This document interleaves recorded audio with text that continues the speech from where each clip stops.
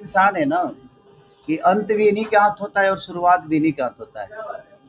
क्योंकि हमारी इंडस्ट्री के ऐसे एक पिलर है, जो कोई भी बेहतर काम होता है तो शुरुआत इनके हाथों से ही होता है। और मैं ही नहीं बल्कि पूरा इंडस्ट्री इस बात को मानता है और जानता भी है। और मुझे लगता है कि 3 साल कोरोना के बाद से तो मुहूर्त हम भूल ही गए थे। फ़िल्में बन रही है, बनती भी है और आगे भी बनेगी। बट वो क्षमता लोगों के अंदर से थोड़ा-सा डाउन हुआ था, थोड़ा कॉन्फिडेंस लेवल डाउन हुआ था। तो ये सुझाव भी भैया का ही था कि नहीं यार, भोजपुरी ने हमें इतना कुछ दिया है और भोजपुरी के लिए अगर हम लोग खड़े नहीं होंगे, तो मुझे नहीं लगता कि भोजपुरी अपनी भाषा बच पाएगी। क्योंकि भोजपुरी भाषा रहेगी, बट भोजपुरी भाषा को अगर दुनिया को बताना है तो हमें लगता है कि सिनेमा के माध्यम बहुत प्यारा है। जैसे आज तेलुगु, तमिल जितनी भी फ़िल्में बनती है, आज पूरी दुनिया में उसका परचम लहरा रहा है। तो वो हम तमिल या तेलुगु जो भी है, एज़ ए कलाकार होने के नाते मैं तो वहाँ के कलाकारों की वजह से ही जानता हूँ। तो कहीं न कहीं ये माध्यम बहुत बेहतर है, जो अपने भाषा को हम बाकी भी भाषा के लोगों के तरफ दिखा सकें, वहाँ के लोगों को बता सकें कि हम भोजपुरी भाषा के हैं, भोजपुरी हमारी माँ है, भोजपुरी हमारी मिट्टी है।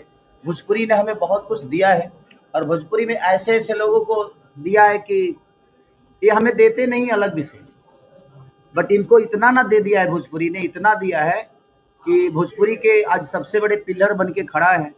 और इसके डायरेक्टर हमारी प्रियमांशु भैया, जिनका योगदान मेरे जीवन में बहुत रहा है।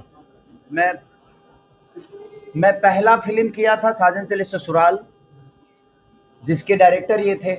इनकी लॉन्चिंग उससे हुई थी और मेरी भी लॉन्चिंग उसी से हुई थी। और आज इनके साथ में ये सफ़र, आज 10-15 साल के सफ़र में, मुझे लगे 15 साल के सफ़र, 14 साल के सफ़र में कम से कम 20 से 22 फ़िल्में हमारे साथ इन्होंने किया।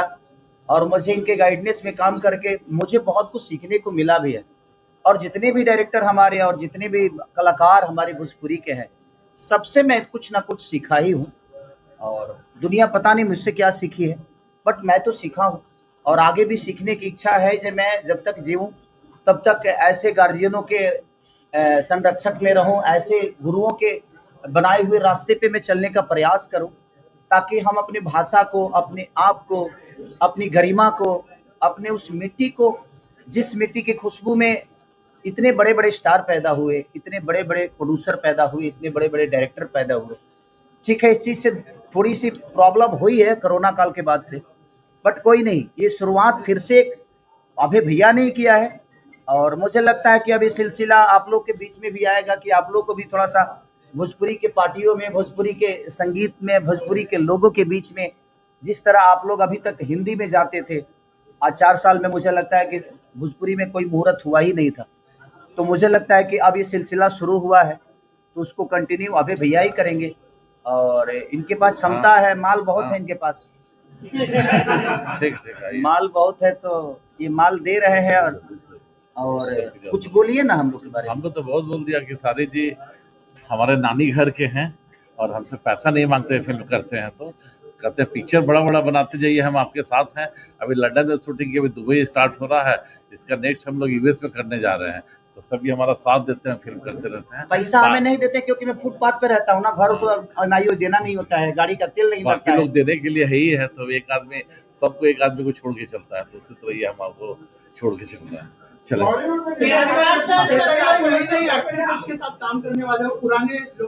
अब हम लोग वहाँ लेंगे इंटरव्यू, इसलिए वो लोग चले जाएंगे। अभी हम यहाँ अभी भोजपुरी को बचाने और भोजपुरी को बेहतर के लिए बात करें, उसके लिए मैं अलग से प्रेस कॉन्फ्रेंस करूँगा। चल